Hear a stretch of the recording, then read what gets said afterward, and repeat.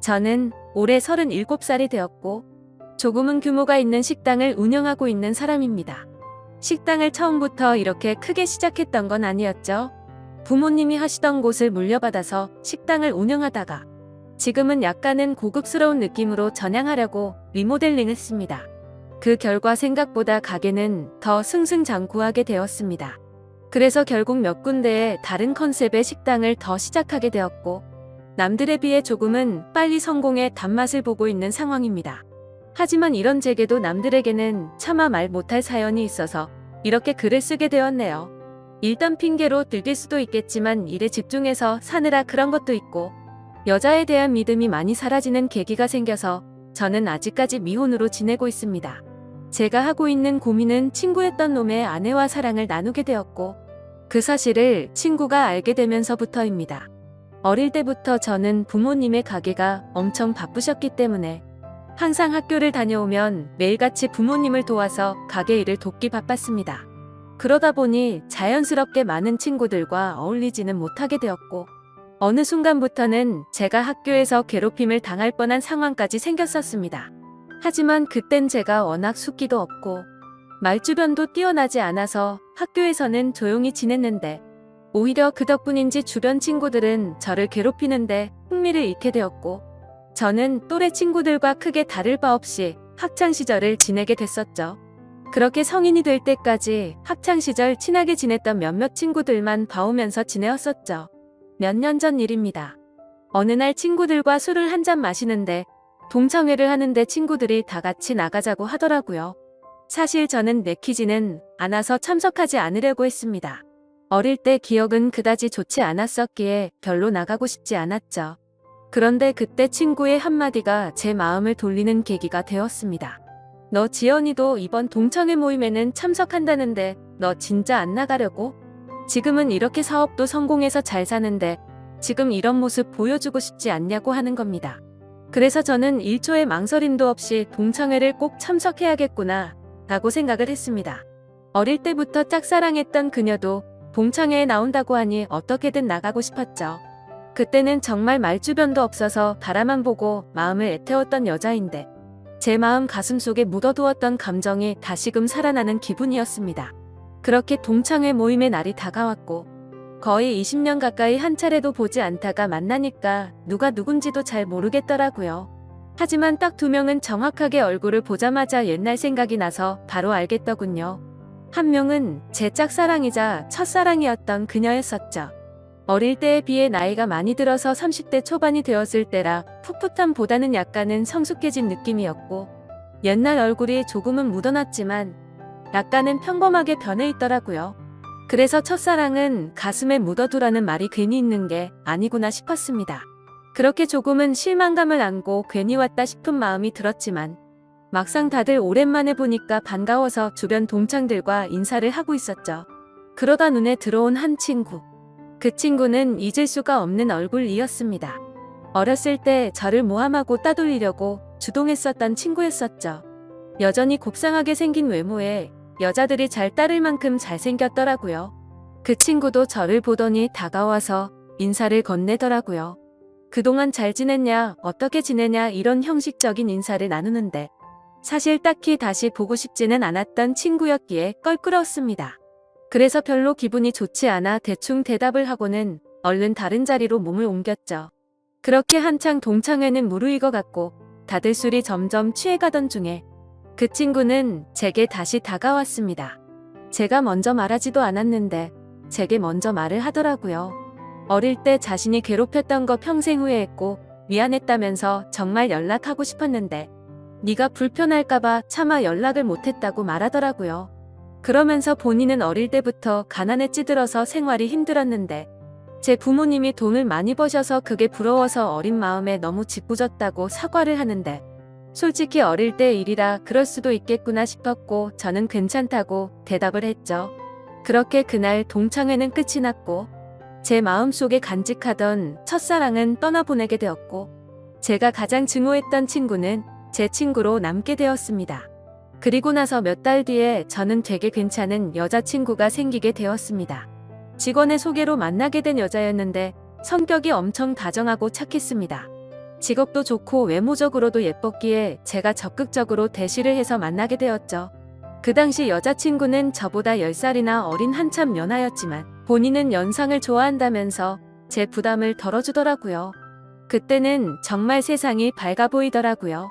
사업도 승승장구 하던 시기였고 어리고 예쁜 착한 여자친구가 생겼으니 말이죠. 그리고 저도 나이가 나이인지라 결혼을 전제로 진지한 만남을 가지고 있었는데 이 여자와 결혼을 하게 되면 내 인생은 즐겁겠구나 싶었습니다. 그러다 어느 날 저는 동창회에서 만난 친구와 술자리를 가지게 되었습니다. 술을 한참 마시다가 친구는 우리 다른 동창 친구들도 불러서 같이 여름을 맞이해서 여행을 가는 게 어떻겠냐고 하더군요. 그래서 저는 사업을 확장하느라 바빠서 시간을 많이 내기 어려운데 아마도 여자친구와 가야 될 것 같다고 거절을 했더니 그 친구는 기왕 가는 거 자신도 여자친구 데려갈 테니 저보고 여자친구한테 말해서 같이 커플 여행 가면 되지 않겠냐고 제안을 하더라고요. 그래서 저는 그런 경험도 별로 나쁘진 않을 것 같다라는 생각이 들었고 결국 4명의 남녀 커플들이 모여서 여행을 가게 되었습니다. 그런데 그 여행은 절대 가지 말았어야 할 참으로 비극적인 여행이 되었죠. 친구의 여자친구는 사진으로 미리 봤지만 역시나 엄청난 미인이더라고요. 외모와 몸매는 사실 제 여자친구에 비하면 훨씬 월등했고 나이만 빼놓고는 모든 게 더 완벽했었죠. 그냥 누가 보면 저 두 커플은 선남선녀 같고 연예인처럼 보이는 모습이었죠. 그에 비해 저는 평범한 30대 초중반 남자였고 제 여자친구는 어리고 예쁜 상큼한 모습이었습니다. 그렇게 저희 4명은 1박 2일로 여행지로 떠나게 되었습니다. 친구는 차량을 렌트하였고 저는 숙박업소와 음식을 준비하게 됐습니다. 그 당시 친구는 사업을 준비하던 시기였고 제가 여유가 있었기에 굳이 금전적인 지출에 대해서 얼마씩 모으자고 하기엔 별로라는 생각에 제가 준비를 했죠. 그런데 여행을 가서 뭔가 기분이 더러워지기 시작하더군요. 여자친구는 제 친구의 사소한 농담에도 자지러지듯이 리액션을 하면서 장단을 맞추고 제가 불을 지피고 있는데 그 둘은 음식을 준비하면서 둘이서 야채를 씻고 오고 그러더군요. 그래서 저는 친구의 여자친구에게 말을 건넸습니다. 친구가 잘해주냐고 물어보니 별로 기분이 좋지 않은 듯 조용히 내라고 대답을 하더라고요. 그래서 친구 여자친구도 저처럼 별로 기분이 좋지 않구나라고 생각을 했습니다. 그렇게 다 같이 준비한 음식과 술을 마시게 되었고 다들 점점 술에 취해가고 있었죠. 한참을 마시다 보니 저는 술에 취해서 정신을 잃고 잠깐 잠이 들었습니다.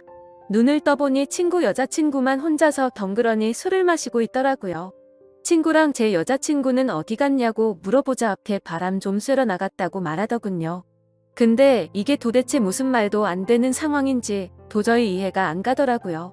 친구는 본인의 여자친구를 놔두고 왜 제 여자친구랑 바람을 쐬러 갔는지 너무 어이가 없었습니다. 그리고 이 여자친구는 그런 둘을 놔두고 왜 혼자서 여기서 술을 마시고 있는지 이해가 안 됐죠. 그래서 저는 왜 혼자서 안 나가고 여기 계시냐고 했더니 그냥 피곤해서 쉬고 싶어서 방에 남는다고 했다더군요. 저는 기분이 불쾌해서 곧장 여자친구를 찾으러 밖으로 나갔습니다. 친구와 여자친구에게 전화를 수십 통을 해도 받지를 않더라고요. 너무 걱정도 되기 시작했고 화가 나서 다시 숙소로 들어가려고 하는데 저 멀리 바닷가 등대 아래쪽에서 불빛이 보였습니다. 그쪽으로 다가가 보니 친구와 여자친구가 오고 있어서 저는 바로 욕을 했습니다. 내가 전화를 몇 통을 했는데 안 받냐고 온갖 짜증을 냈죠. 그러자 친구와 여자친구는 무음이었다고 말하는데 누가 그 말을 믿을 수 있을까요? 저는 당장 사실대로 말하라고 했고 여자친구는 오빠 미안이라고 하더군요. 정말 그 한마디에 가슴이 철렁 내려앉았습니다. 그때 확신을 하게 됐고 친구에게 주먹질을 하려고 하는데 날렵하게 피해버렸고 저는 취한 상태여서 그 자리에서 넘어지고 말았습니다. 그러더니 친구였던 그놈은 풋소리를 내면서 웃는데 너무 자존심도 상했고 비참했습니다. 저런 정신 나간 놈을 믿었던 제가 멍청했었죠. 그래서 저는 너네 같이 더러운 것들은 살다가 생전 처음 본다고 말했고 앞으로 내 인생에서 절대로 눈에 띄지 말라고 했습니다. 그러고는 저는 택시를 타고 곧장 집으로 돌아왔습니다. 그렇게 저는 살면서 가장 큰 배신감을 겪게 되었고 씻을 수 없는 상처를 받게 되었습니다. 결혼까지 생각했었던 여자친구에게 그렇게 배신을 당하고 났더니 도저히 정신을 차리지 못하겠더라고요. 그 후로 며칠 동안을 잃은 뒷전이었고 페인처럼 술만 마셨습니다. 정말 정신 나간 사람처럼 웃다 울다 비참한 하루하루를 지내고 있었죠. 그러다 한 달 정도가 지난 뒤에 여자친구에게서 연락이 오더라고요. 새벽 시간에 잘 지내고 있냐고 카톡이 오는데 정말 너무 미웠지만 또 한편으로는 반갑기도 하고 말로는 표현이 안 될 그런 감정들이 들었습니다. 결국 저는 너무 멍청하게도 여자친구에게 답장을 하게 됐습니다. 네가 무슨 낯짝으로 감히 지금 나한테 연락을 하냐고 했죠. 그러자 그때 얘기를 하는데 자신도 술에 취해서 정신을 잃고 당했다고 하더라고요. 술에 취해서 바람을 쐬러 나왔을 뿐인데 그런 일이 벌어졌답니다. 저는 그 말을 곧이곧대로 믿었습니다. 아니 사실 그 말을 믿고 싶었던 걸지도 모르죠. 그만큼 제게 있어서 그 당시 여자친구의 존재는 너무 큰 사람이었습니다. 저는 그런 여자친구를 용서를 하고 다시 만나게 되었지만 믿음이라는 건 한번 무너지고 나니 도저히 회복이 안 되더라고요. 그렇게 겨우겨우 버티면서 만나던 어느 날이었습니다. 같이 밥을 먹다가 여자친구가 화장실에 간 사이 여자친구의 폰이 울렸습니다. 사실 여자친구가 의심스러워 비밀번호 패턴을 외워두었기에 바로 풀어서 확인을 했죠. 근데 평소 여자친구는 카톡을 썼는데 알 수 없는 메신저로 연락이 와 있더군요. 예상대로 여자친구는 아직도 제 친구라는 그놈과 연락을 주고받고 있었습니다. 정확히 말하면 여자친구가 그 친구놈에게 매달리고 있더군요. 친구는 여자친구가 너와 연락하는 거 불편해하니까 이제 그만하라고 하고 있었고 제 여자친구는 일단 만나서 얘기하자 오빠를 너무 사랑해서 아무것도 못하겠다 이따위 내용을 보내고 있더군요. 차라리 다시 만나지 말걸 이라는 생각이 들었습니다. 때마침 여자친구는 테이블로 오고 있었고 저는 곧장 일어서서 나가버렸습니다. 그리고 그날 이후로는 깨끗이 잊었고 모든 연락을 차단하고 일에만 집중해서 살았습니다. 아무쪼록 저는 그 계기로 여자에 대한 혐오증이 생겨버렸고 결혼을 절대 하지 말아야겠다라고 생각하고 살았습니다. 그 결과 결혼을 하고 평범한 삶을 사는 데는 실패를 했지만 사업이 연쇄적으로 잘 된 덕분에 또래 누구보다도 성공한 삶을 살고 있었죠. 그렇게 저는 마음도 점점 안정을 찾아갔고 새로 런칭한 레스토랑에서 일을 보고 있었습니다. 그런데 엄청 미인의 여자들이 가게로 들어오더라고요. 저는 반갑게 인사를 하면서 테이블로 안내를 하는데 그 일행 중에 한 명이 제 이름을 부르면서 혹시 재우 씨 아니냐고 하더라고요. 그래서 얼굴을 봤더니 친구놈의 여자친구였습니다. 몇 년이 지났지만 워낙 미인이었기에 바로 알겠더라고요. 끼리끼리 논다더니 미인들끼리 노는구나 싶었죠. 근데 그런 미인들 중에서도 사실 제일 예쁘더군요. 아무튼 그녀의 주변 친구들이 아는 분이냐고 물어댔고 그녀는 예전에 알게 된 분이라며 혹시 여기도 새로 오픈한 곳이냐고 묻더라고요. 저는 맞다고 대답을 했고 주변에 있던 사람들이 어떻게 이렇게 젊은 나이에 이렇게 좋은 자리에 큰 레스토랑을 열었냐면서 다들 놀라워하는데 괜히 으쓱하더군요. 그래서 즐거운 시간 보내라고 하고는 뭔가 잘난 척이 하고 싶었던 건지 비싼 와인을 서비스로 내주었죠. 그렇게 그날 이후로 그녀는 이따금씩 저희 레스토랑에 찾아오고는 했고 가벼운 인사들만 나눴습니다. 그러다 점심 식사를 마치고 나가면서 오늘 저녁에 술이나 한잔할까요? 라고 묻더라고요. 저는 갑자기 그런 제안을 받자 뭐 하는 거지 싶었는데 본인도 그때 만나던 친구놈과 헤어졌다며 시간 괜찮으면 연락하라면서 명함을 주고 나가더라고요. 내가 왜 너랑 술을 먹냐고 생각은 했지만 행동은 달랐죠. 연예인보다 더 예쁜 미인이 술을 먹자고 하는데 라는 생각도 들었고 사실 그 친구놈이랑 그 사건이 있고 나서 어떻게 됐는지도 궁금하더라고요. 그래서 그날 저녁 근사한 곳에 약속 장소를 잡고 저는 신나는 기분으로 나갔습니다. 그녀는 점심때와는 다른 여성스러운 복장으로 제가 있는 곳으로 다가오는데 진짜 선녀 같다랄까. 후광이 비치는 게 이런 거구나 싶었습니다. 넋을 놓고 있다가 저희는 그렇게 식사를 하면서 술을 마시기 시작했죠. 그래서 저는 머쓱하게 그동안 잘 지내셨냐고 물었고 그녀는 종종 보시면서 처음 물어보시네요. 라면서 웃는데 솔직히 그 미소에 가슴이 두근거릴 정도였습니다. 예전에 여행 갔을 때도 이렇게 예뻤었나 싶었는데 생각해보니 그때는 웃지도 않고 기분이 안 좋아 보였었죠.